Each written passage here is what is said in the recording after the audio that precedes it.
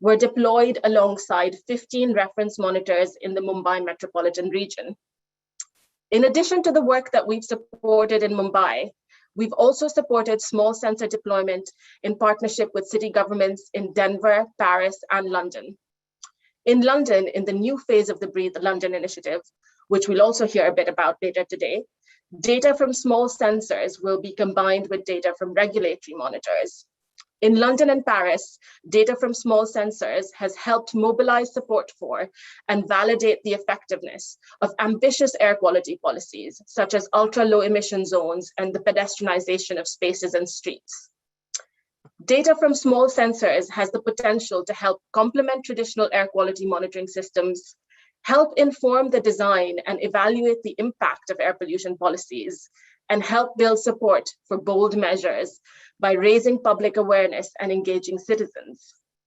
While it is so encouraging to see these advances and innovations in monitoring technologies, these are only part of addressing the air pollution problem. It's ultimately how that evidence and data is used, how it leads to effective policies and actions, and wider societal behavior change that will help improve air quality. Given the scale and urgency of the air pollution challenge, both policy action and data availability need to progress side by side, with better evidence leading to more informed policies and effective actions for cleaner air.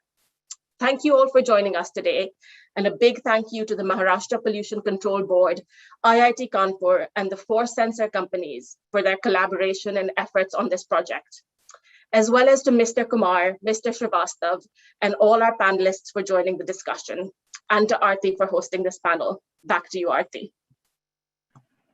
Thanks very much, Priya, and thanks for explaining what the project is about.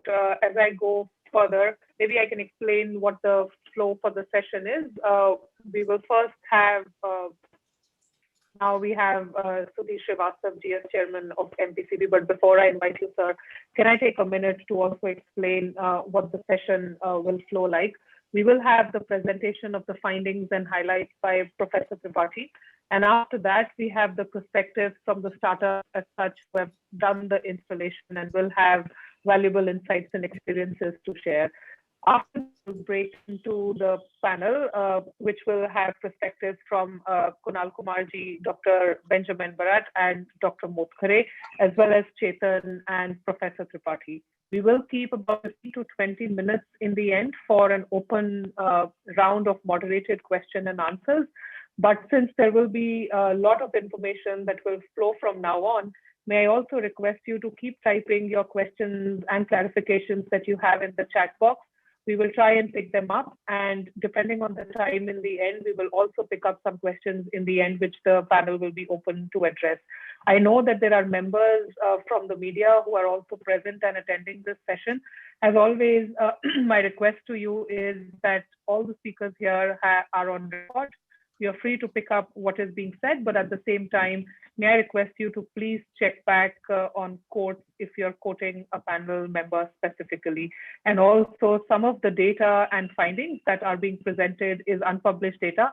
So may I also request you to keep that in mind, and please double check if you're presenting some of the data, graphs, and infographics as such. And the person to check back on all of this will be Professor Tripathi.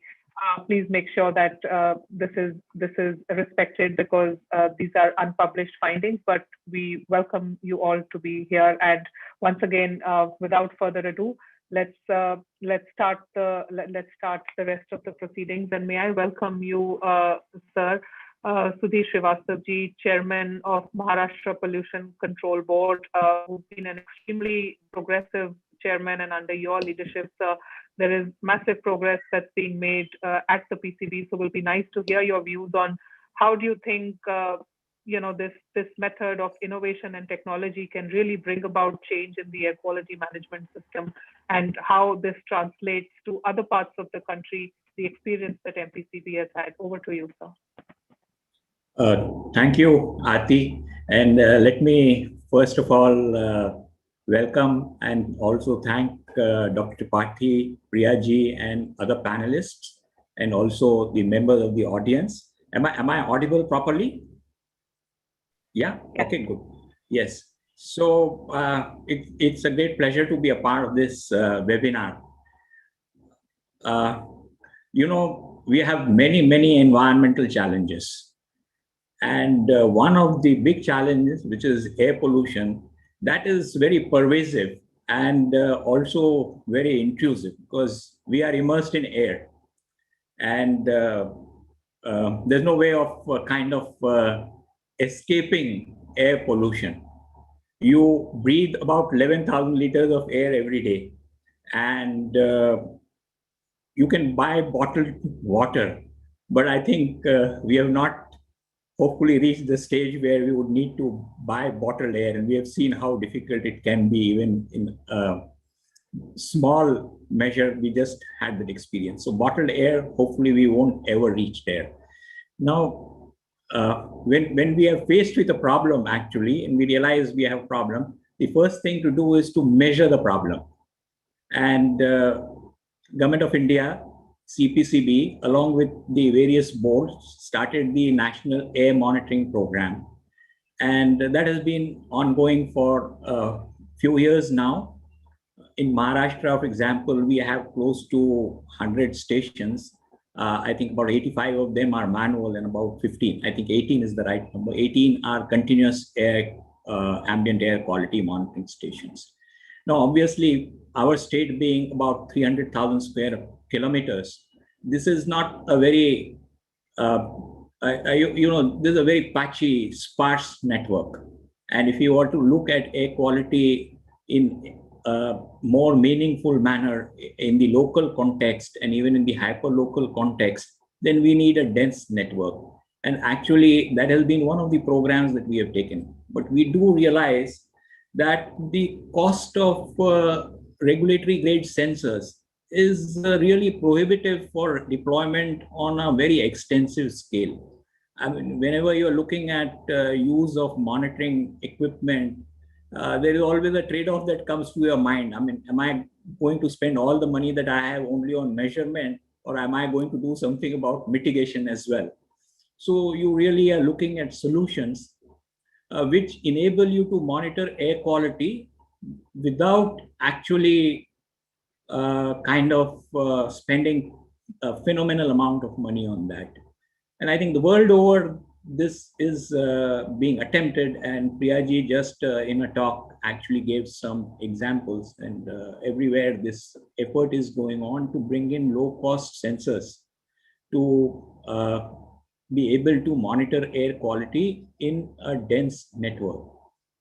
Now, I'm very happy actually to say that while we have been grappling with this problem, the civil society at large, very bright young people who are enterprising also have taken upon themselves to solve this problem. So it's not as if only government agencies are trying to solve this problem. And that is where we have these startups set up by very bright, intelligent people who actually are trying to solve this problem. However, when we look at any measuring instrument, now there are many academic experts out here, they would agree with me that you're looking for certain qualities in that. The first one is that you are looking at accuracy. It should actually kind of measure what you're supposed to be measuring. It should be precise. Then there is an issue of sensitivity, and there's an issue of resolution. So these are four qualities which one would look for in any measuring equipment, in any monitor. And in addition to that, if we have if the response of the monitor is linear, or especially we want the monitor to be stable across seasons, across different ambient conditions. So these are some of the qualities that we need. And when we look at the reference grade sensors, monitors, and the low cost sensors, then we have two entirely different types of technologies being used. When you talk of reference method, actually when you talk of reference method, then the reference method which is accepted the world over is the gravimetric method.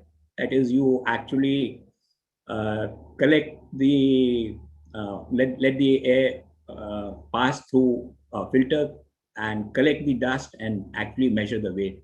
But then you have what are called reference grade equivalent methods. So you have a beta attenuation monitor, or you have what is popularly known as TEOM. So these are some of the reference grade monitors. Now, each of these is pretty costly, and you really can't, as I said earlier, you won't be able to actually have a very dense network of them. On the other hand, actually, if you were to look at sensors, they work on some different principles. So the sensors that we have, they work on laser scattering. And these sensors actually, as I understand, I'm sure the panelists and the other colleagues, they would elaborate on that, is that they work in terms of counting the number of particles. And then they use internal algorithms inbuilt into the sensor to convert the sensor signal into a meaningful measure of particulate pollution, which is like we are looking at PM 2.5 or PM 10. So the two actually have to correlate well with each other for the sensors to give us some data which is comparable to what data we get from the reference grade monitors. We actually looked at many deployments. I am seeing Kunal here. I think Kunal was in Pune when a lot of deployment took place of sensors. And what we were trying to see is how well they correlate with each other. And that is where actually I'm really very thankful to Professor Tripathi, where he offered to take up this study on our behalf. And we were able to actually do a pretty widespread study with 10 locations in Mumbai and close to 40 sensors from 4 different entities. And the period of this study is also extensive because it covers almost all the relevant months of the year, starting from post-monsoon going up to early summer. I think it's 7 months of continuous data. And this actually enables us to compare the sensor data with reference monitors data over an extensive period of time and in very different ambient conditions. And I think that's going to be pretty valuable. Beyond that, as Professor Tripathi is going to explain when he speaks, is that Professor Tripathi and his team actually used machine learning tools to actually improve upon our ability to correlate the sensor data with the reference data. So they have actually run certain additional algorithms beyond what is already inbuilt into the sensor and try and see how good a fit we can get between the sensor data and the reference monitor data. So it's been a pretty interesting experience. It's the first of its kind in terms of its scope and in terms of the time frame. In India, I think there have been a few studies which I've been on and off sharing with Professor Tripathi, and I saw a couple of studies in Europe especially, which I think 1 or 2 of them are as extensive as ours, perhaps not, because they have possibly looked at only 1 or 2 locations. So we have an extensive data, good data, and what I think is that we will be able to do 2 things with this. One is that the entrepreneurs who are actually trying to bring this technology into the mainstream, they would have very good data with which they can actually try and work out on their internal algorithms better, so that what data the sensor, the primary sensor signal, which is usually some volts or millivolts or microvolts, that is converted into particulate measurement, that actually becomes more accurate without the need for an add-on machine learning algorithm. That's one bit. And the second and more important thing, I think, is that this kind of study is going to actually give us a very objective method of assessing the bounds of confidence that we should put on sensor data. it's a very, very objective method of trying to bring those bounds. And when we actually look at the deployment and rollout of sensors, then we know exactly what kind of confidence we should have in this data. So I'm very, very happy that this particular study actually we have been able to carry out. It brings the subject somewhat into the forefront in terms of our ability to have a dense monitoring network. And I am, of course, especially thankful to Bloomberg for having partnered with us in this endeavor.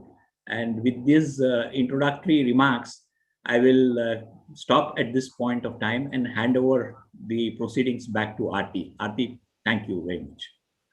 Thanks very much, sir. It's always a pleasure to listen to you. Now I've figured out whether we are talking about renewable energy or electric vehicles or air quality management in India, there is always useful insights that you have to share right at the beginning, and thanks very much for that.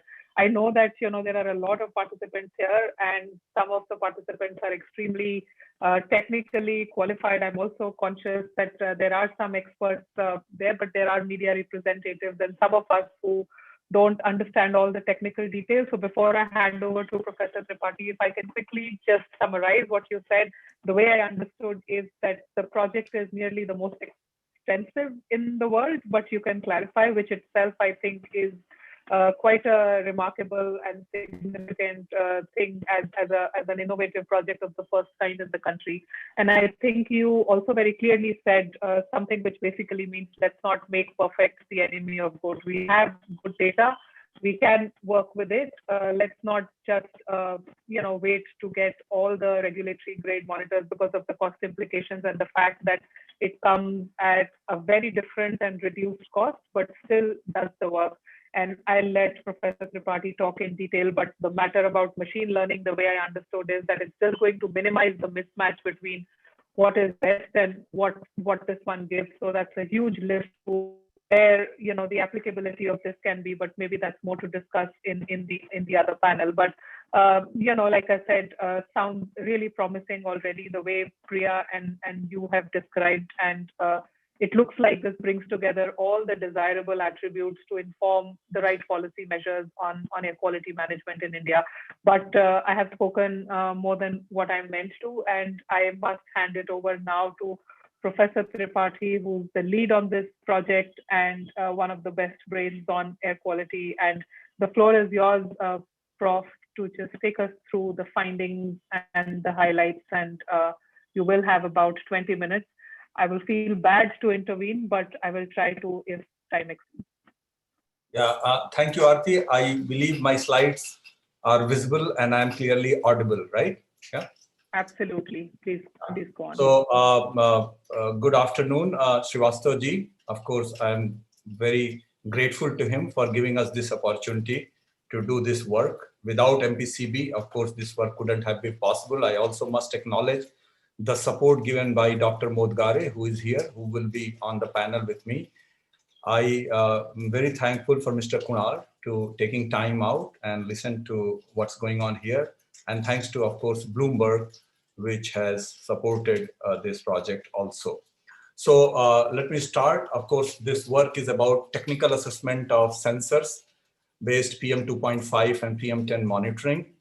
This work is done with my colleague, Professor Bipul Arora of Electrical Engineering at IIT Kanpur.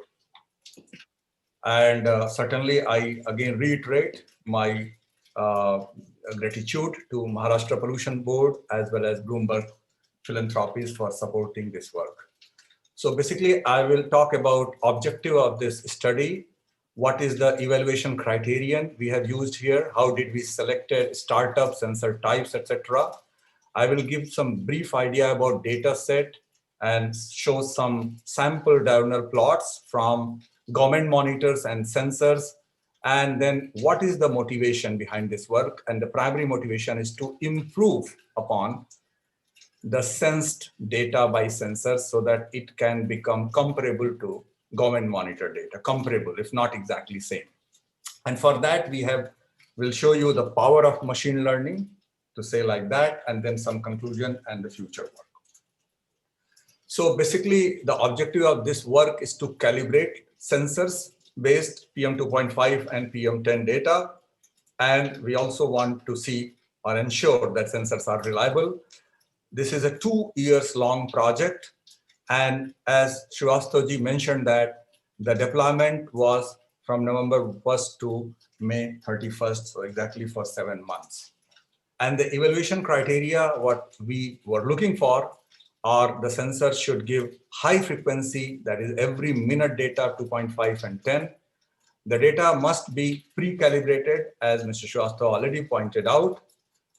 And these devices should be solar powered, or energy wise, they should be self-sufficient.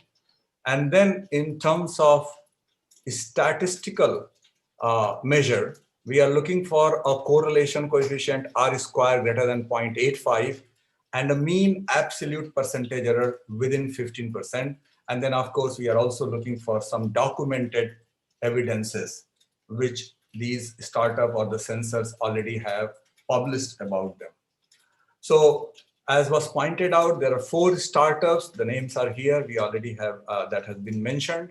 And shortlisting criteria was that they need to be startup. The units need to be developed in the country, and they should have some prior experience of working with government agencies.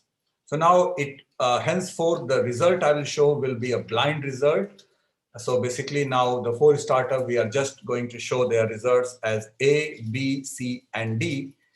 And out of 4, 2 of them have similar sensors, and then 2 of them have different. So altogether within 4, there are 3 different sensors they have used, and all of them work on laser scattering. So this is what on the left, you have the map of Mumbai Metropolitan. And what you see here on the red dots, which are 5, all 4 units were deployed. So basically 20 units there. And then remaining blue are 10 additional sites where 2 startups, A and B, deployed the sensor. So altogether, actually 15 sites were there where 40 sensors were deployed for 7 months. You could probably go through, if you wish, that an op-ed with Vipul I wrote yesterday, and that was published in Hindustan Times. So now I will tell you about the data set. So we have divided the data set into 2 periods. One is basically till January, and then from February to May. The first one we call season 1, because there is a great seasonality. And from our prior work on sensors calibration, we know that with seasons, aerosols composition changes, and that also could change the calibration factor. And that is why we are attempting this problem by grouping it into 2 seasons. And then we are trying to get 2 different calibration model, first for season 1, and then we'll attempt for season 2, and then we'll try to have a grand unified model for the 2 seasons. This table, of course, is just a snippet of all the data. We have just shown here from 6 locations for different months, just to give you an idea that what kind of PM 2.5 levels we are seeing in Mumbai during those times. You see there are occasionally very, very high. I mean, on a monthly average, in Ville Parle, Kalyan, Worli, you see PM 2.5 as high as 80, 90, or even exceeding 100. But there are also some lean periods. If you see the data we have used here for developing the calibration and looking to get deeper insight is hourly data. So from minute-wise data, we average it over hour, and that's the data we have used here. Again, you see this table gives the 5 locations where all startups have their unit deployed. There is season 1 and there is season 2. The first column gives you the government monitor, total number of hourly data. The numbers here are hourly data. And what you see in season 1, generally speaking, at every location from every startup, we had about 2,000 plus data points. That's a lot. That's a large data point, as Srivastava already mentioned before. And this is slightly lesser than season 2, where the number of hourly data points exceeded 2,500, because some of the sensors were deployed by middle of November. You know, last year, how the situation was. Getting on the ground was difficult, and therefore, of course, we see a small difference, but regardless, we have actually, I must say that it's a gold mine of data here. So this is first we show what is the uptime. So we always had some concern that sensors do not give sufficient data, that is from sensing to storing and then transmitting. At every step there is data loss. But what we have seen here now that it's an uptime, we define it on time divided by on time plus off time is uptime. And this is given for the government monitor is the first bar, and then the 4 startup ABCD. And what you generally see that all 4 sensors actually have higher uptime than the government monitor. And generally, they are reaching about 95% plus. So that's a very good news, I would say, that sensors have kind of come a long way since I started working with them a few years back, and the uptime is increasing. The second thing is that they required very little assistance. And you could understand that except one startup, 3 are based out of Mumbai, Bangalore, Ahmedabad, and Delhi. So there's no way that they could get ground support. So with very little support, the sensors were running. So they are, in true sense, they are becoming autonomous. This is just to give you an idea about the diurnal variation, that how the sensors capture the day-night variation of PM 2.5 that is shown on y-axis. X-axis is the time of the day. And you have the black line everywhere will be the reference curve. And 4 startup measured sensors are basically by 4 different colors. Broadly, what you see at Nerul, that the trends are captured quite well. And the government monitor data lies somewhere within these sensors monitor data. Particularly, if you look, there are 2 peaks we see in urban areas. One is just before 10 a.m. when there is a cooking and rush hours, another evening time just after 8 or 9. And these 2 peaks are by and large captured by all sensors. And just to show you maybe just 1 or 2 more locations, you see at Mahape, again, very similar kind of trends observed by 4 sensors as well as by the government monitor data. You see that is even better observed at Ville-Parle. So all in all, the diurnal variation is quite well captured here. Now I would come to the motivation, that our primary motivation is to improve the data which is measured by the sensors by applying some kind of calibration models. And we need to understand that the models we first would develop are not specific. They are very specific for device and location, and we want to improve upon that. So we start with device and location specific model, and then we try to have a more generic model. So in the first phase, what we call is a development of a base model. That is when a sensor or unit is deployed side by side with a reference monitor, and your large data, you train it and test it. That is the base model, what we call. And then we try to port this model in the second phase, what we call a target site. A target site where you do not have long deployment. So for example, if you have a mobile based government monitor and which is deployed at a target site only for a few days, you have little data. But if you have already a base model and you have ported it well, that model could actually start or could be applied to the sensor, to the target site, and that can also give some very good result. And that is what I'll be showing here in the next slides. So just in the cartoon, briefly, the way it looks, you have phase 1, you have the source data, the data which is measured by CAAQMS and sensor. You derive features from them, and then you develop a base model. You first prepare it, and then you, of course, test it. In the phase 2, you actually transfer the model. So now we call it here, this first step is the target data.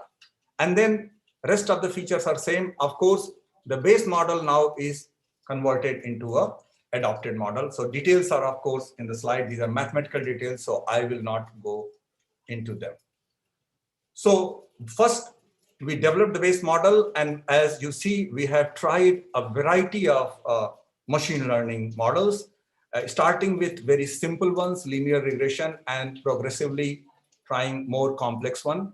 And most of the work, what I'm going to show, result I'm going to show, is based on the dense neural network, that is a DNN model. We have tried the base model with 8 weeks of data, that is for training, and the 2 weeks is for testing. So here is what we mean by base features and derived features. So what you see, the base features are the primary variable that are measured, PM2.5, PM10, relative humidity and temperature. And then what you see, derived features, like we do some cosine or sine just to get the periodicity right. Then many a times, the PM at time t depends on the previous time step. So that's why you see in the 4th row, there is t-1, t-2, and then there are some non-linear features. So that is the way the model is developed. Now here is the summary result. So these are average error, and what you see, uncalibrated and calibrated errors are given with respect to the government monitor for 4 startup. If I have to just summarize it, what you see here is that uncalibrated sensors for 3 are less than 25%. And once we apply the base calibration, it actually comes down below 25%.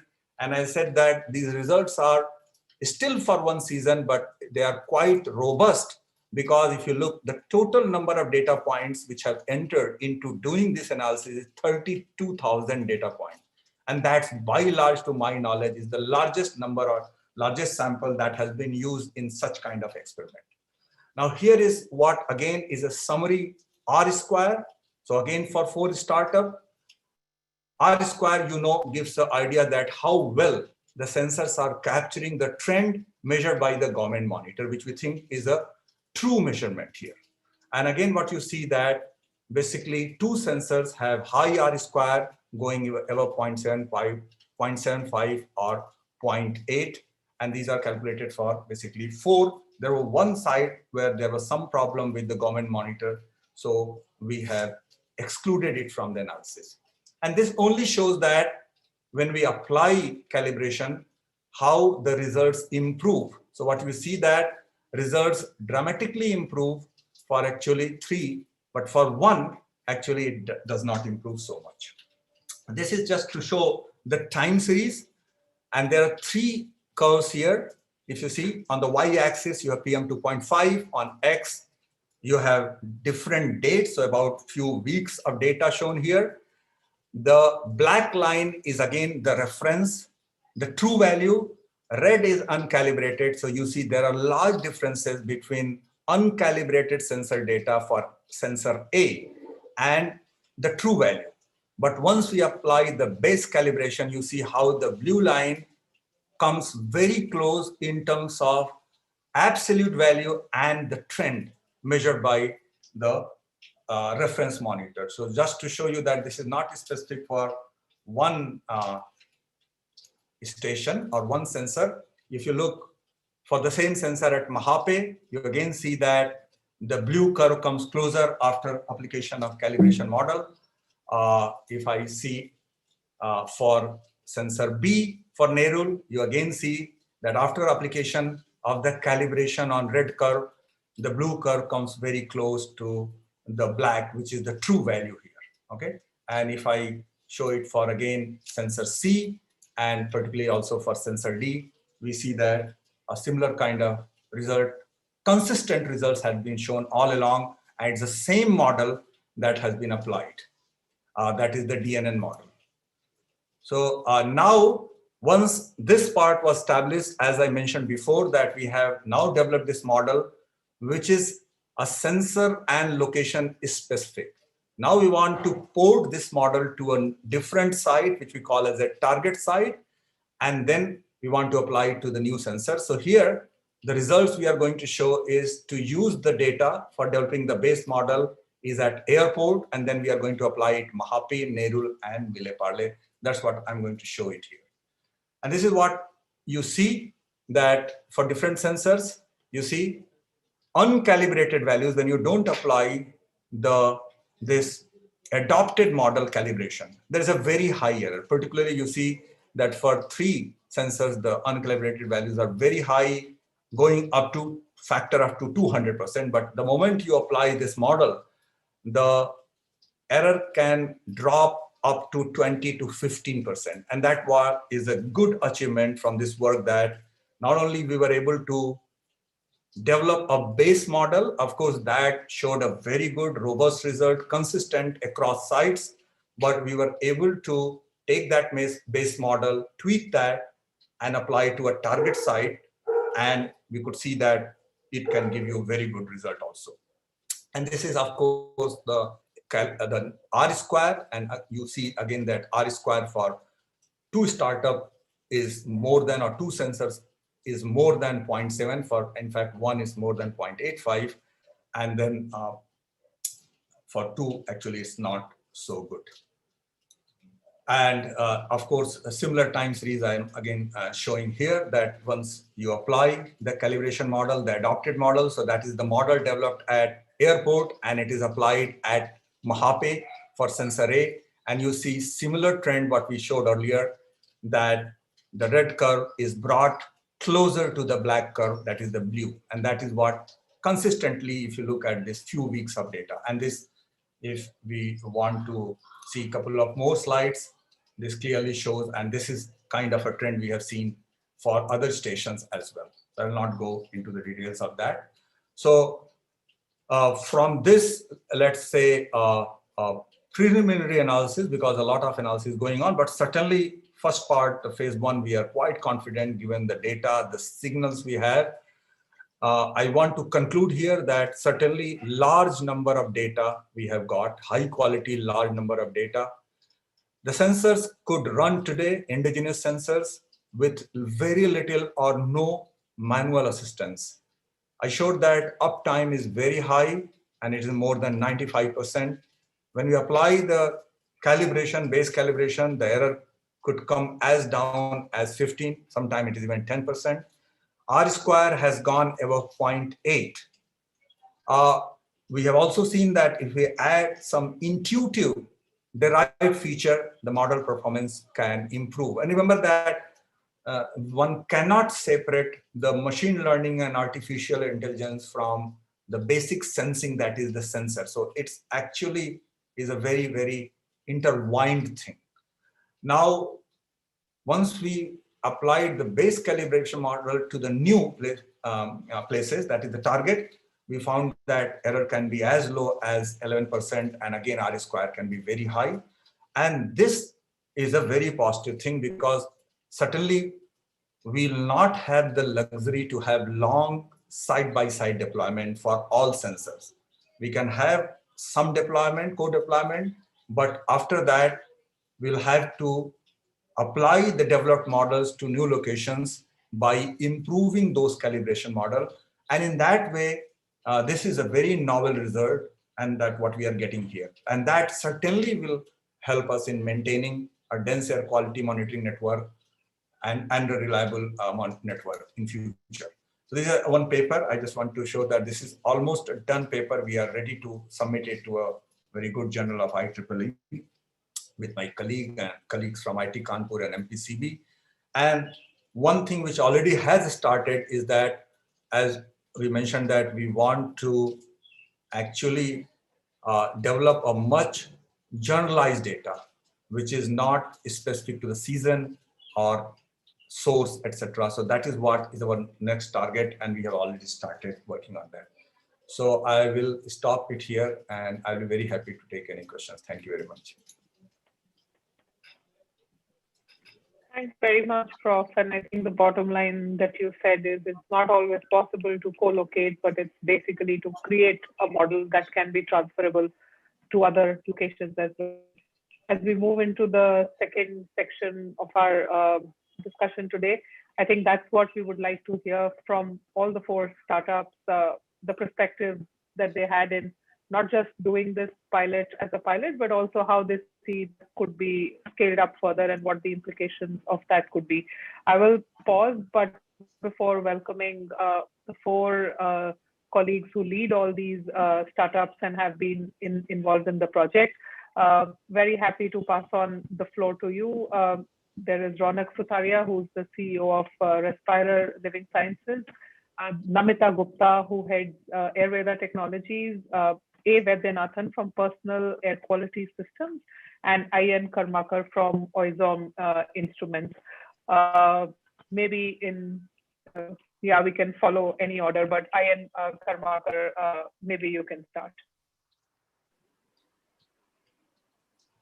Thank you, Aarti, for this opportunity. It always helps to start with an alphabet A, so I always get that preference. So I'll just take this moment and share a little presentation that we can just to help us come to the point that we are all discussing here. So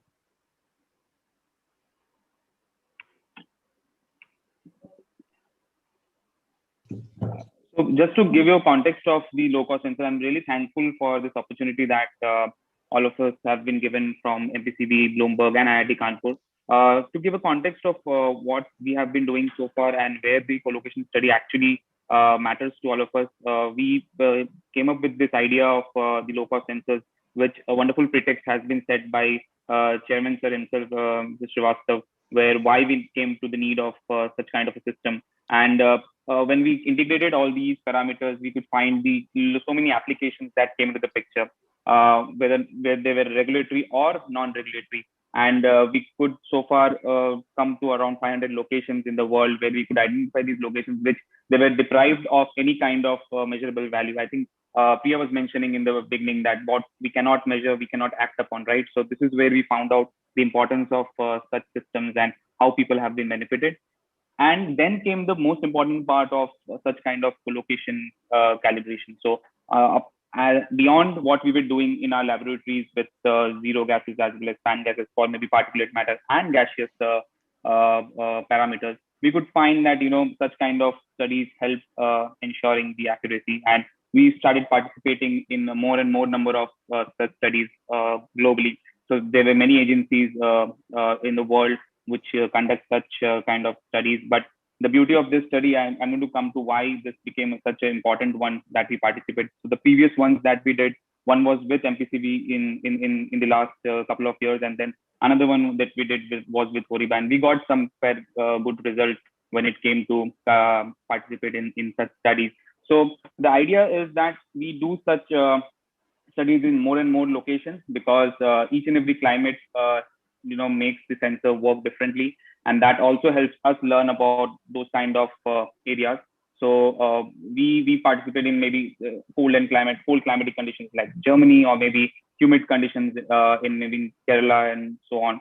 So Mumbai was a very specific location that helped us identify such kind of a climate. And the important part was the length, the duration of the study. I think very less number of studies have such kind of an elongated duration. So that helps in capturing the seasonal variations and make the data helpful for people like us as well as agencies like or maybe universities. So the takeaways that I was saying, as I said, is one of a kind study in India that, and I'm very thankful for Maharashtra Pollution Control Board, IIT Kanpur, and Bloomberg to actually come up and curate such kind of study and help get people like us involved in this, participate. And unfortunately, we could only participate in 5 of such locations, but in the future, we would like to see such kind of studies taken in India.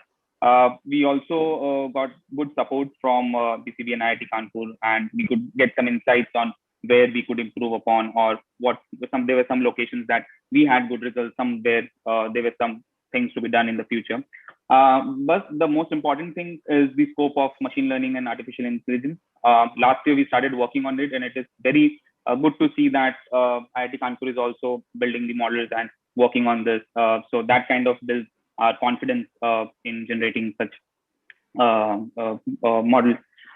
Lastly, before I conclude and hand it over to my other colleagues from a different startup, I thank the Maharashtra Pollution Control Board, IIT Kanpur, and Bloomberg. But very importantly, this phase was at the peak of COVID in India. So there were a lot of challenges, whether it be installation, whether it be upkeeping the devices. So the engineers who helped us on site to do this. So just a special thanks. We often miss out on thanking them.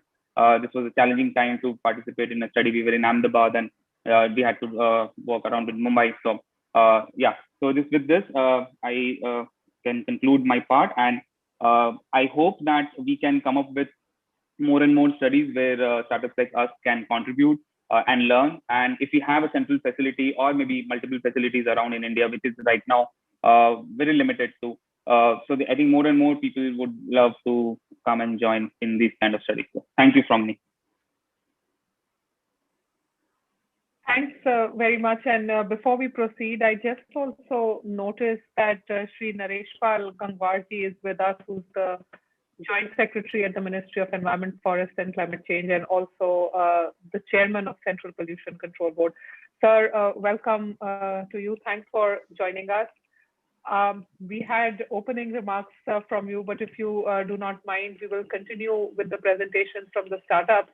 And as we bring together the panel in about 10 minutes, I will bring you back in, but thanks very much for joining.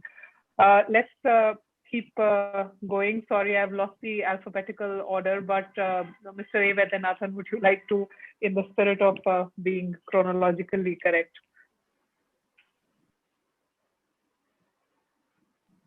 Your mute button is still on. Okay, thank you. I'll just share 2 slides. In the first instance, let me thank the organizers, MPCB, IIT Kanpur, Bloomberg.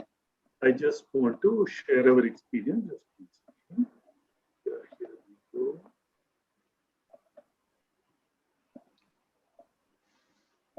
I hope you're able to see the slide. Okay.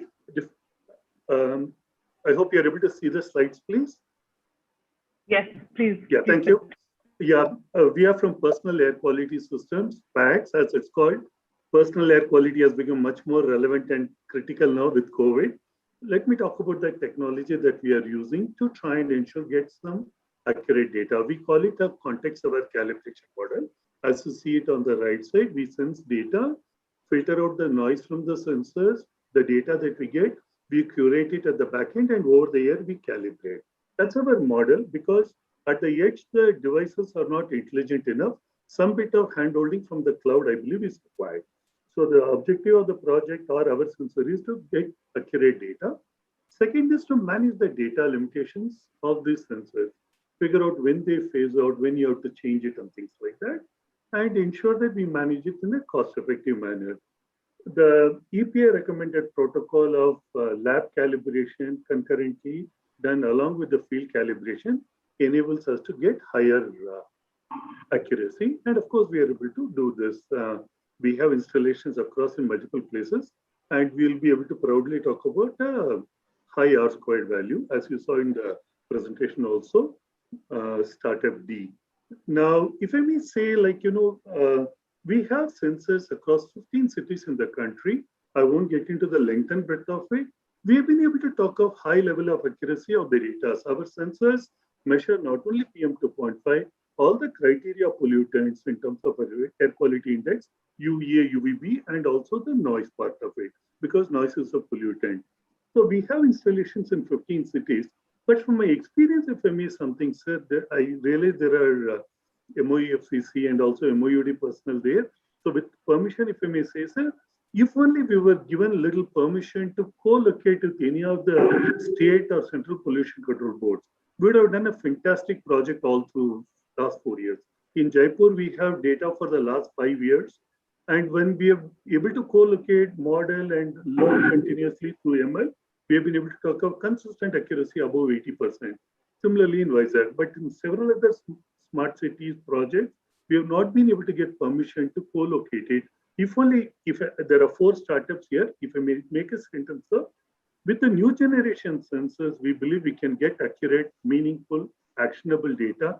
If you kindly allow us to co-locate it with one of the SPCB regulatory class equipment, we have the data points here, as you can see.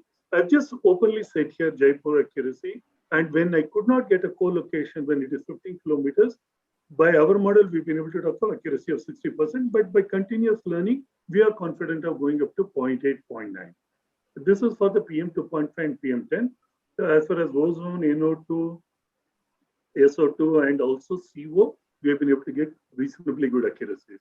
We'll be happy to collaborate with any of the institutions. We have 5 years of data in various cities.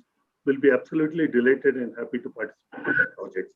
Once again, thank you all. I think we as entrepreneurs, we are trying to bring new generation sensors, low-cost solutions, technologically effective solutions to the country. We would seek the support of all the institutions so that we are able to do it. India has got the most complex climate environments that we can talk of. I believe we will be able to get the best models and take the solution to the world. That I'm very, very confident. Thank you all. Thanks very much. I know we are inching close. We have another panel as well. So let's keep going. Namita, can I please invite you?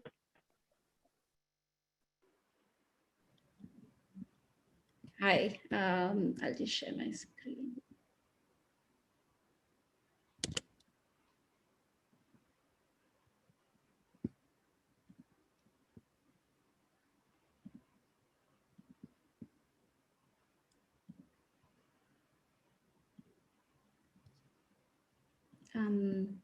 Yes, can you see my screen?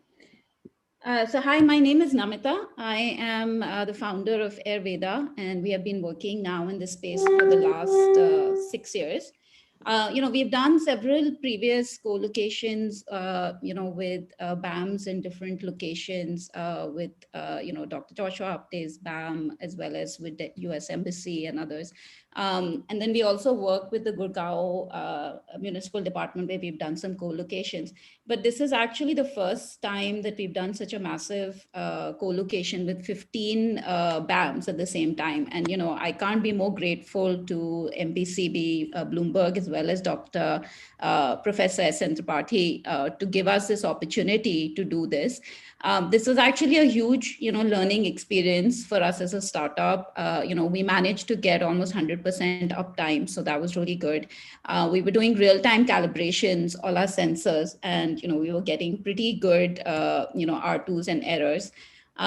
So, in the past 6 years, we have been investing, in high uptime, managing humidity, really working on real-time remote calibration systems where, and this is something we're actually working with GMDA on, where we've co-located our sensors with government BAMs.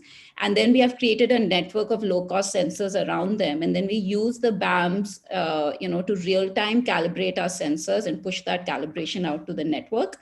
So this actually allows us to, calibrate our sensors seasonally on a real-time basis and create networks which can be calibrated over a period of time. In terms of sort of learnings, it was a pleasure to see Dr. S N Tripathi's work. We use a lot of sort of multilinear models for calibration, but clearly there's a huge opportunity for using ML and AI to improve calibrations, with that. So we're really looking forward to working with Dr. Tripathi on that. Right now, a lot of the calibrations that IIT Kanpur is doing are offline. We believe there's an opportunity to actually do these calibrations real time. So this is somewhere we want to partner with IIT Kanpur to start doing these calibrations real time. And then, also if we do this in a way where we do a geographic co-location at the same time, then there's an opportunity to actually do real time seasonal calibrations as well. And we truly believe that, this can really get us to the vision where we can expand the air quality networks in different cities where you have, maybe one or few or two BAMs, and then you can create a low cost network around it, which uses the BAM co-location to constantly calibrate the sensors in the network. So really excited, and I wanted to thank Dr. Tripathi and MPCB and Bloomberg again for giving us this opportunity. It was a huge learning experience for us, and we believe that this was a great step in moving us forward in the low-cost network dream in India. Thank you. Thanks, Namita. And given by the questions in the question and answer box, there's clearly a lot of interest in how all these startups have executed the project, and please do take a look at the Q&A as well. Ronak, we've worked together for the last many years. You've been quite at the forefront of bringing tech and innovation in the air quality space. Over to you and your journey with this project. Yes. Hi. Thanks so much. Thank you for thanks to MPCB, Chairman Srivastav, Dr. Motghare, and Dr. Tripathi from IIT Kanpur for putting this project together and for Bloomberg for supporting this activity. I'm Ronak Sutaria, founder and CEO of Respirer Living Sciences. Our journey actually in the space of air quality monitoring started in 2015, when we started building the first set of air quality monitors as a non-profit initiative for a data journalism project.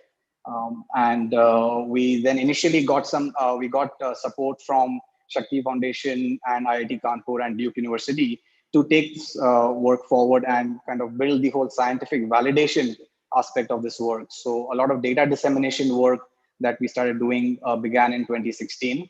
And in 2017 and 18, we started doing a deep dive when our work with IIT Kanpur really kind of took off, and we got support from DST and as a project from IUSSTF. And then we got a collaboration with Microsoft Research also going on this work.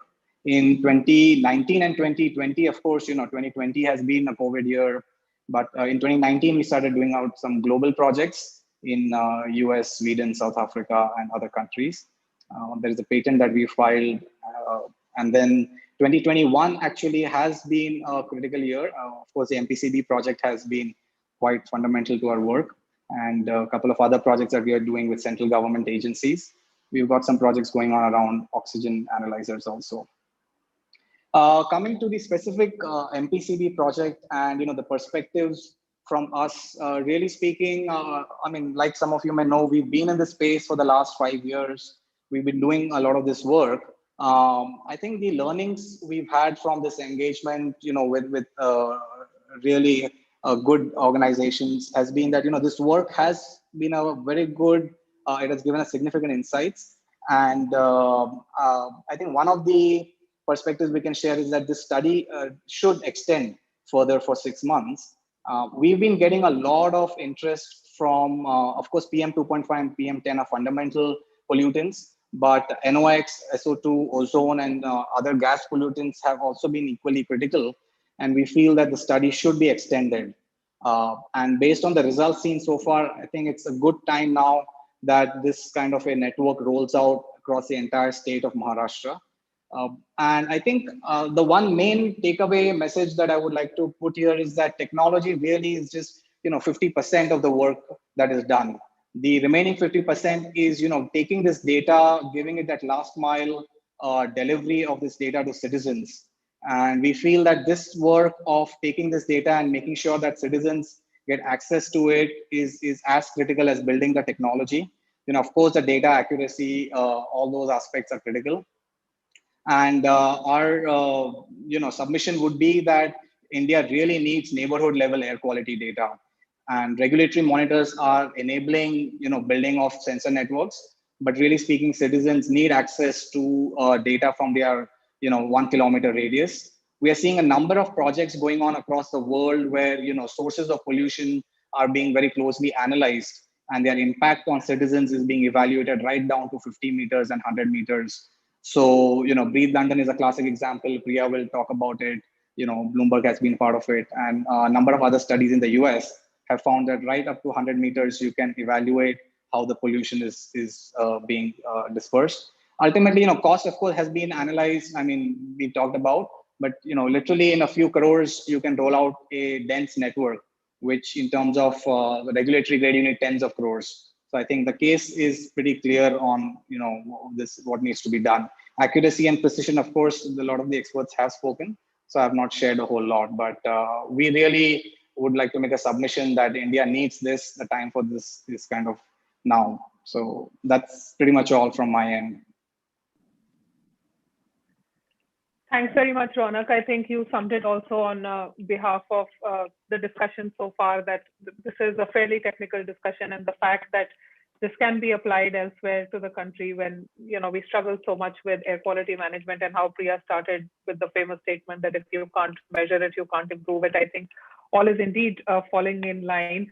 I see, we have Kunal Kumarji, who I would have wanted to invite now, but at the same time, I also still again wanted to check if Mr. Gangwar was still there, because he was supposed to give the opening address.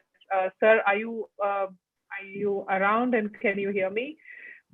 If not, then maybe Gunjan, could you share screen for a moment? And I would like us to just for a moment go through the notes that Mr. Gangwar has shared, and his views on this project, the applicability of this to other air quality measures in the country, and how, as chairman CPCB, he does feel that there is a lot of scope for alternative low-cost technology which will supplement the conventional technology that we have been using. Sorry that the font is really little, but basically, this is a congratulatory note, so to speak. And the second last point indeed says that the National Physical Laboratory has been put out as, and it will be promoting indigenous instruments as well as Make in India, and start to certify the monitors in India very soon, which I think is really a good sign of how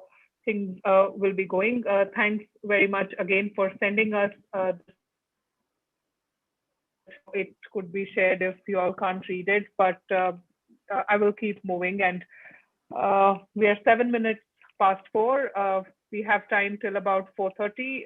The last part of the session was a panel discussion, and that's how it will be, for which we have Mr. Kunal Kumar, who's the mission director of the very important Smart Cities mission, and himself has been a very proactive bureaucrat involved in many of the ventures. Thanks very much, Mr. Kunal Kumar, for joining us today. Like I said in the panel, we will also have experts who have been involved in this project, and some of our other partners who have looked at the air quality situation from across various angles. So we have Dr. Motghare, who's the Joint Director of the Maharashtra Pollution Control Board. Those of you who have worked in Mumbai and in Maharashtra know that he knows little introduction and is very famous for his initiatives and progressive actions. We also have Chetan Bhattacharjee. Chetan is the Senior Managing Editor at NDTV, but is also an air quality campaigner and very actively involved in the campaign from at least the last 5 years that we've been working on it. Thanks, Chetan, for joining in, and look forward to your insights. We have Dr. Benjamin Barat, who's the Deputy Director of the Environment Research Group at Imperial College London, and will have some insights to air quality monitoring network and the implications that it had and how it all started. Thanks very much, Benjamin, for joining us, and I will come to you in a moment. So let me start with you, Mr. Kunal Kumar. I mean, there is lots that can be said on smart cities. The only thing that I want to say is that smart cities is a mission really which is about good quality of life and with the intervention of tech.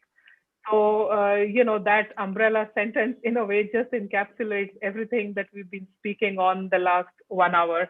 How do you see this monitoring network and the applicability of it with respect to, your view on the air management across cities in the country, and what do you think is the transferability of this project? Thank you, Aarti, and thank you, Bloomberg and Professor Tripathi, IIT Kanpur, all the 4 startups. Of course, my senior and mentor, Srivastav sir from MPCB in Maharashtra, and all the dignitaries who are available on the panel. I'll be very short. I understand it's many people and very few minutes. I'll try to be succinct. I think the fundamental problem I see at this field, and I've been working in this field for the last about 13 years, about 8.5 years in cities, and now about sort of 3 plus years in Delhi. I think it's really about who builds the cat. Because, ultimately, as you say, you do what you measure. But who does it is the big question that our cities are grappling with. Is it the pollution control boards? Is it the municipal corporations? Is it the district collectors? Is it the health departments? And so who finally is responsible for improving climate in our cities? And that's one area where, look, I'm not using this as a criticism, but as a forum, as a platform where I think we should initiate this dialogue about how we get climate governance right. and so that we have a meaningful action-oriented program rather than just doing good measurement and then stopping at it, or even not doing that much. So that's the first point I have to make, which is related to creating this belief in the system that we can actually do it. And given a concerted effort, we can really change the way we are at the moment to a better quality of air quality and life. So we started, looking at it, and we conceptualized the climate smart cities framework. And we said within the smart cities program, let's have a dedicated program for climate smart cities. But there's essentially three verticals in which we are working on the climate in the smart city space. One, as you said, was about livability. The second is about improving economic ability of cities. Third is about sustainability. If these three don't go together, you're really missing out on some major important issues in the city. So the Climate Smart Cities program, which was launched 2 years back, in fact, we would be very soon, certainly within the next 15 days or a month, release a ranking of all our 100 cities, as well as most of the cities which are more than 500,000 in population, as to how they are doing on climate sensitive development, climate preparedness. And this will be on 5 verticals. One is about water, the second is about waste, third is about air quality and mobility, fourth is about energy and green buildings, and the fifth is about urban planning and biodiversity. So you would then get a fair assessment, and that's about getting a lot of data from various sources and trying to come out with a mirror where we can reflect upon as to which cities are doing better, what are the best practices, and create a belief in the system that if this city can do it, then why can't we do it? So that's how we've tried to precipitate this issue regarding getting a cogent and coherent action in cities together. So it's about bringing the city on one platform and say, look, you're doing this, and these parameters, and these are the agencies which need to come together. And we actually come out with detailed city reports so that the city can actually garner action around it and garner action around both public and private partners. I think the key initiative that we are looking forward to is the National Mission on Clean Air.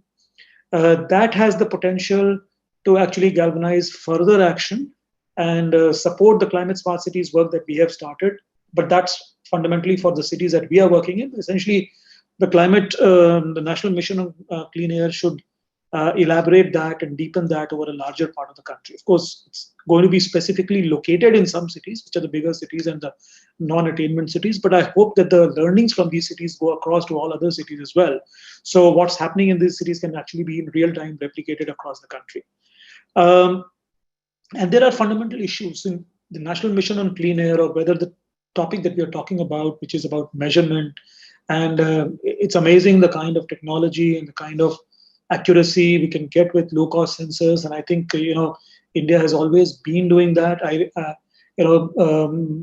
This is what I think, I often call in my deliberations as affordable excellence. It seems like an oxymoron, but something which is affordable cannot be excellent, and vice versa. I think technologies like this and the work that Professor Tripathi and his team and the 4 startups that have demonstrated exactly falls in this bracket of affordable excellence. Something I equate with the mobile phone, because you look, a mobile phone is available with the richest of the richest and the poorest of the poor. It's an affordable yet excellent communication device.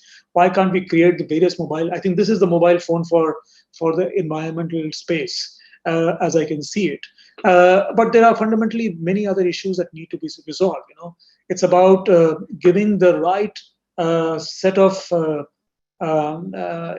right sort of autonomy and right fiscal and administrative freedom for cities to actually galvanize action, which is where I would like to suggest that if Maharashtra has gone this distance, then Maharashtra should also look at possible ways of engineering action in cities around these results and deepening environmental debate, deepening the debate around air quality and deepening action around air quality. We shouldn't only stop at measurement, but actually go forward and support our cities in galvanizing action and support them in all ways, whether it is through administrative means or whether it is through fiscal and financial means to actually achieve the targets that are supposed to be achieved. And then I think, these technologies cannot remain to 4 startups or maybe, particular sensors. They have to explode in the country. We need many, many of these. So I think outcome level standards need to be created where, a certain outcome is standardized, and based on those outcomes, then we can go for multiple companies and multiple startups and multiple different vendors who can deliver those outcome level standard equipment across the country. And so outcome standards will have to be created by the Ministry of Environment and Forest, CPCB, if they don't exist for this kind of work that you're doing. I may be wrong, but if that is the case, then our cities can just tender out outcome level standards saying this is the outcome we need.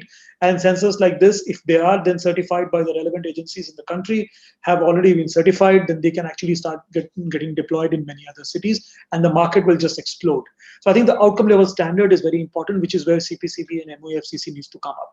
And so I'll end here. I think I'll have to be brief. We are here to support such initiatives. We and my entire team at the mission, we are very focused on this sector. We want to create this action around climate as deeper and as wider as possible across the country. I think the efforts that have been taken, as have been visible in this call, will go a long way, provided we take the right decisions in the right directions, standardize things, and look at issues in a holistic manner and not only stop at measurement and move towards building action. So that's where I'll stop. Thank you.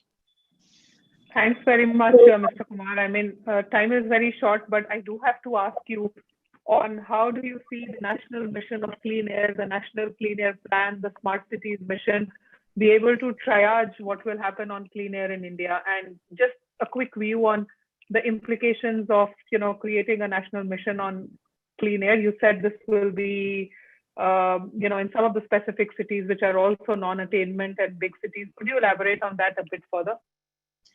Yes, so the National Mission for Clean Air, in fact, is being, at the moment, I think it's in the draft stage with the MOFCC, and they have been taking comments from various sections.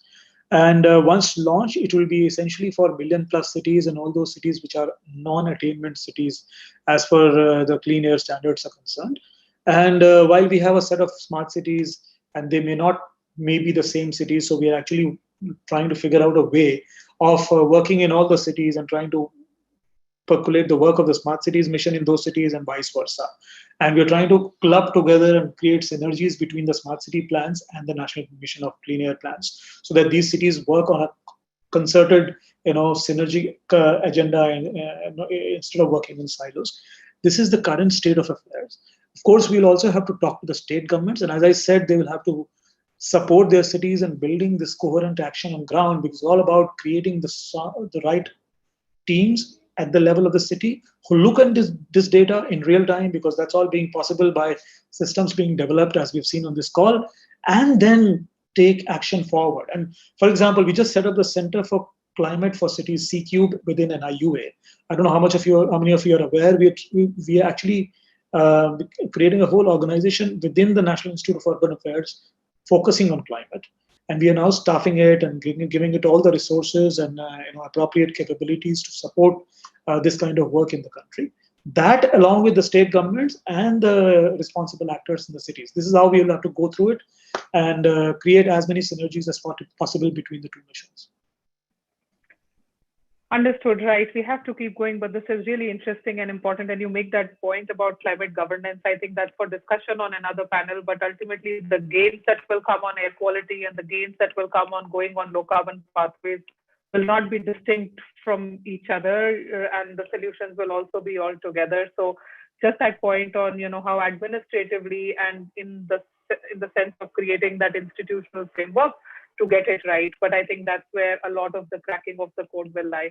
Thanks so much for sharing these very important points, and hope to talk to you, sometime very soon. I'll keep going, but you also talked about how within the state, cities should be supported. And Dr. Motghare, I'm looking at you really, because there is enough that has happened in Maharashtra. This pilot in and of itself is only Mumbai, but about 18 cities sit as non-attainment within the National Clean Air Plan. And I wanted to hear from you, what your view is of this kind of a project, and do you think this is really the mobile phone so far for the environmental space, and is MPCB ready for scale up?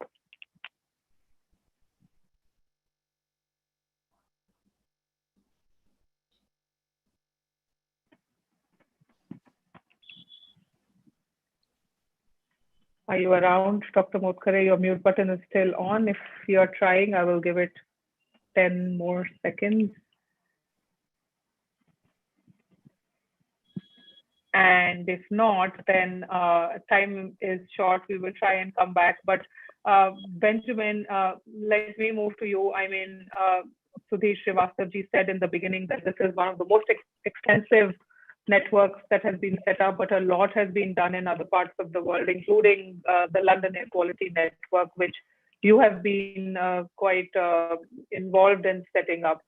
So any lessons to learn from there? How do you think the network really helped guide some of the policy-driven initiatives, and how things are looking different in London with this? And there was this famous and infamous Ella case, which all of us read here about, and at least to us, a lot of the air quality discussion in London and how it linked with people and how it linked with public health brought really close by the unfortunate death of that child. But over to you on how the conversations have developed, especially with the monitoring network. Thank you very much, and thank you to the organisers. It's an honour to be part of this impressive project in your state. So I've been part of the London Air Quality Network since around 1995. And it's a long time to be working on air quality in one city, but I've certainly seen changes in that period. So the London Air Quality Network was set up as a reference network. And it did have all of those disadvantages that were mentioned right at the beginning, in that very expensive and involving a lot of work to keep them running. But what it does mean is that we've got a very long time series of data across the city to really evaluate the various actions that have been taken. And certainly in those 25 or so years, the level of public awareness of this issue has changed dramatically. And I think that's very important when we look at projects like this one in low-cost sensors. So the reference network is very much run by the local governance structure, overseen by the mayor, but it's the London boroughs who set up the monitoring networks, and we help them run them to that high standard and analyse and disseminate the data.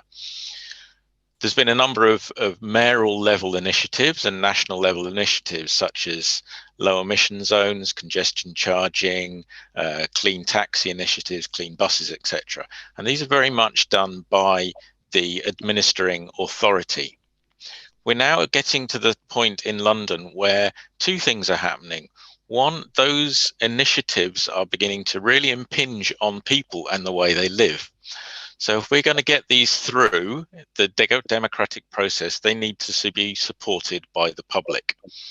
And secondly, we're increasingly looking at changing the public's behaviour.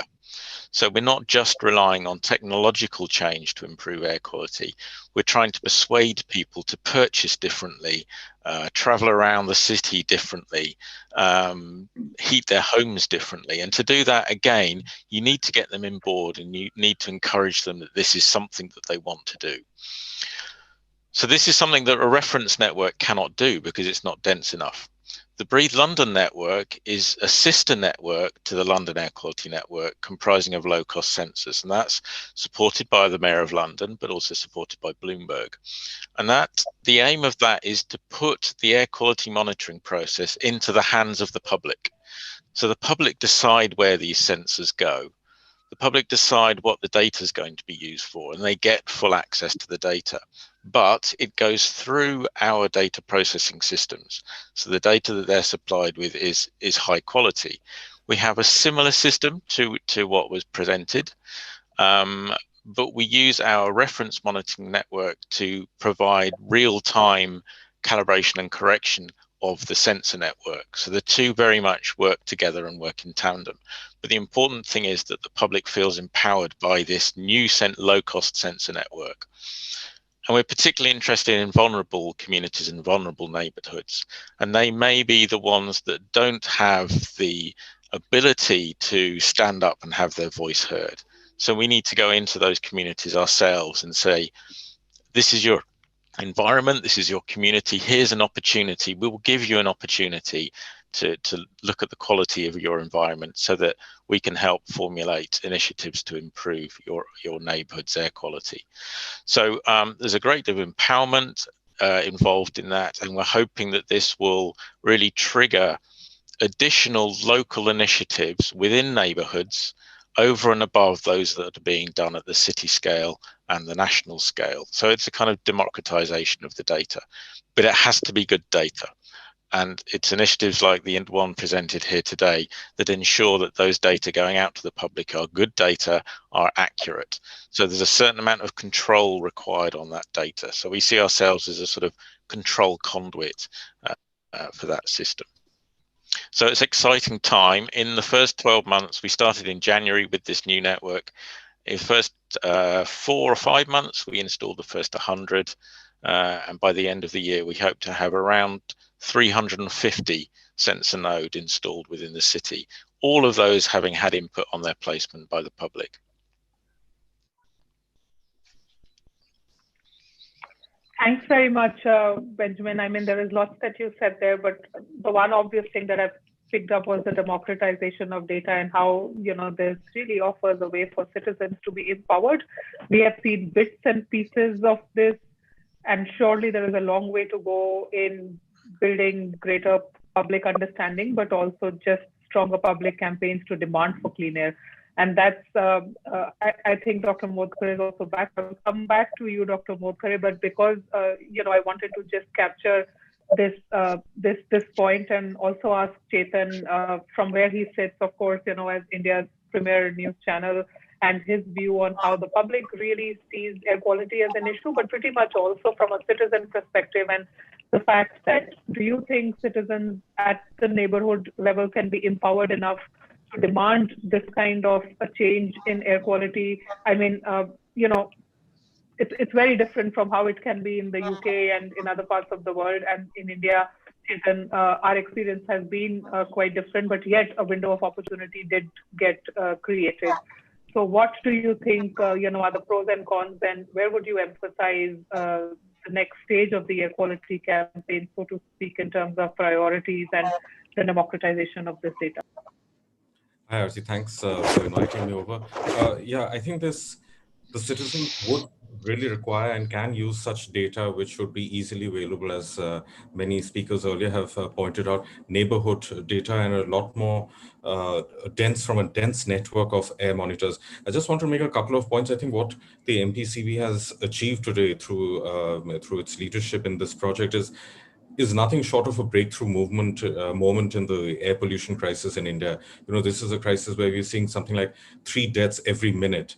And in the last 5-6 years that we began, that this area really exploded, the number of deaths has actually gone up. It was something like about 11 lakhs, 1.1 million in 2018, and then it shot up to about 1.6 million in 2019.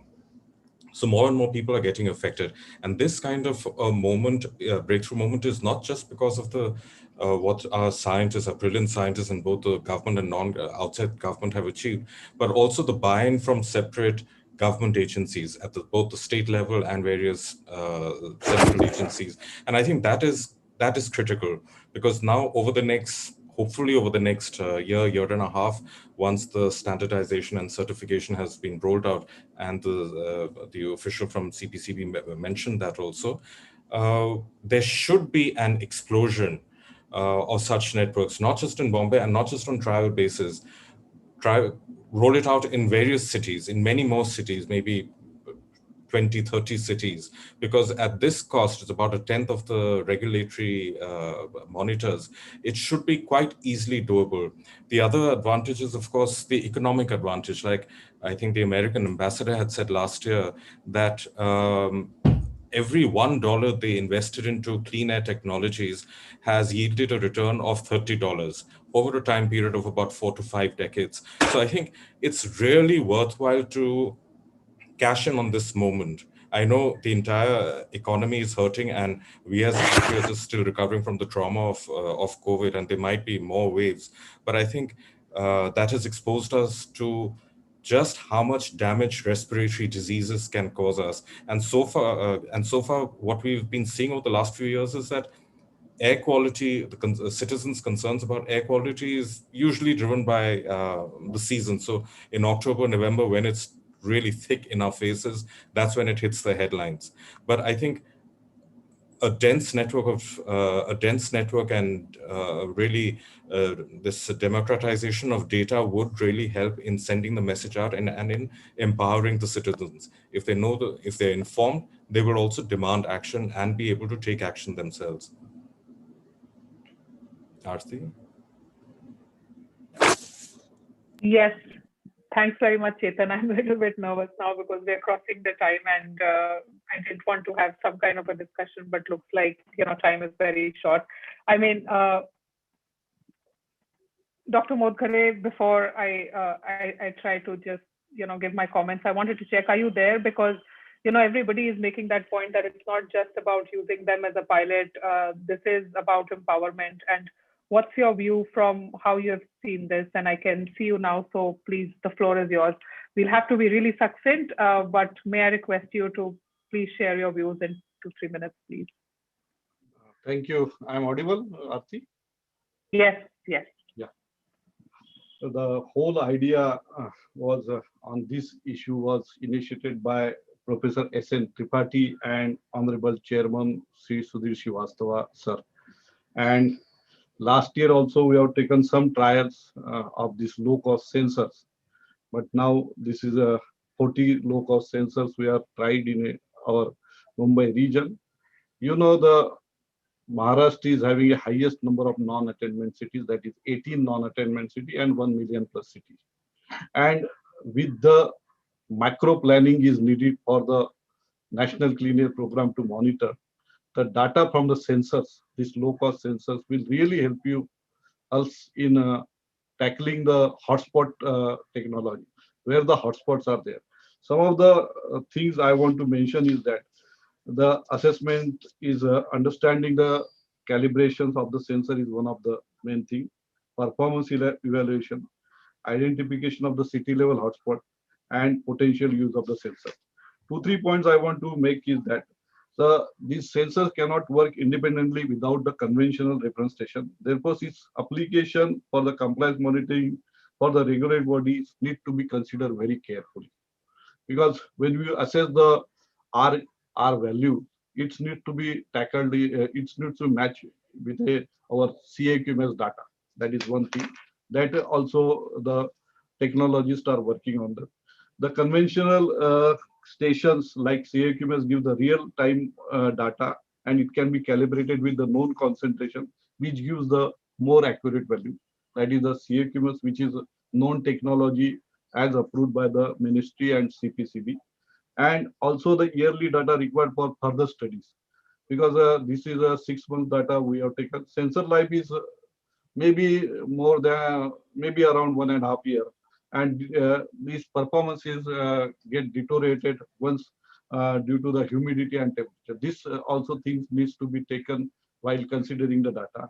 And recurring cost of the sensor is also thing. These are the, and more research and study is needed in the Indian conditions like temperature and humidity. So this hotspot identification is really will helpful in identification of with the data from the sensors. Really is a nice initiative from our Maharashtra Pollution Control Board. And sorry, I want to make announcement that the Maharashtra Pollution Control Board has been awarded as a ISO 27000 award today, and I was there in the function. So I could not join. This is the first board which is given the ISO 27000. So that's all from my side. Thank you, Aarti. Thanks very much, Dr. Motghare. Many congratulations to you and Sudhir Srivastava, sir. MPCB, as always, has been quite on the forefront of doing progressive things, like we said in the beginning. It's already 5 minutes on top of the hour. I should not speak any further, but I do want to invite you, Professor Tripathi, once in the end, because you conceptualized all of this. There are views from a spectrum of experts, not just in India, but also Benjamin coming and speaking sharing his insights. How do you see the next stage, and how do you want to wrap this up, just in terms of the very positive feedback that has come, but some of the the concerns that still remain to be addressed on how this can be scaled up? And after your last word, we will end. Sorry for the questions that we've not been able to answer. Please feel free to reach out to the Prof, to any of the startups, or even to Gunjan or myself if you have any specific queries. And thanks very much, Priya, for all the initiative on this, and for Bloomberg Philanthropies to lead on this and bring this together. I'm just, as you see, giving my last word, because in the end, the Prof will have the last word and we will close after that. Yeah, thank you, Aarti. I hope you can hear me. Well, I mean, I just want to make it clear. I think most of the things have been said. I mean, one has to understand that we are looking for, or one should be looking for, a hybrid approach. This reference or equivalent reference on these grade monitors are indispensable. Nobody's saying that you do away with that, right? It's very much, it needs to be there. But remember that if cities like London, New York, in California, Paris, if they are not able to meet, or in Beijing, you just look at the example of Beijing, the way they have swamped the city of Beijing and China with the sensors, right? So London has, if I'm not wrong, Professor Barrett is here, they have about 80 reference grade monitors, something like that, of that order, but they still bagged it up with sensors. So idea here is that you want to add sensors to have more data for getting more informed decisions. You want to empower citizens, right? Now, that cannot be done no matter how much resources you put only in the reference grade monitors. But if you have these sensors, I think you can do it. You can make the reference grade monitors mobile. That is the idea where we worked, or we are working on, that I showed you, that you can port these machine learning models, and these machine learning models are extremely powerful, and they are, every second they are becoming more powerful. So if you have even very, very small data in future, I'm talking about, if you have a reference grade monitors on the roll, you co-locate it for a day or 2 days in future, you will have sufficient data, and that's good enough for the sensors to start getting into that. And if you like to check, you can check now that US EPA, through their government website, is actually giving you 800 government monitors plus thousands of low-cost sensor data, all assimilated into one seamless data thing. And they are saying that this is not for regulatory purposes, but this is for many other applications what we have. The second point I want to say, and this is for everyone, for regulators and whoever is there, that you cannot buy horse in the price of sheep, right? So you have to see that the cost difference. But if you are looking for any kind of accreditation for these, like going to regulate, these kind of agencies, say NPL or something, that's not going in the right direction. You can never create a standard for these sensors. And again, I will quote you. You can go to other regulatory agencies who are well established. They are also not giving you any fixed standards for these sensors. So that's not the way we should go for that, right? The third thing, I think time is there. There's enough data, there's enough evidence that we should start using them. It should not happen that we use them, but it's already late. So that's all I would have to say here. Thank you. Thanks very much, Prof. No need to recap on this. I see there are 2 hands. I'm sorry, I will have to let this go. We are 10 minutes on top of the hour, Dr. Dipankar Saha and Mr. Akash Rai, but feel free to reach out. You're all in the community. You will know everybody here quite well. So maybe I will end at the moment, and thanks everyone once again for joining. Thank you for all the participants who stayed over time, and have a very good weekend. Thanks.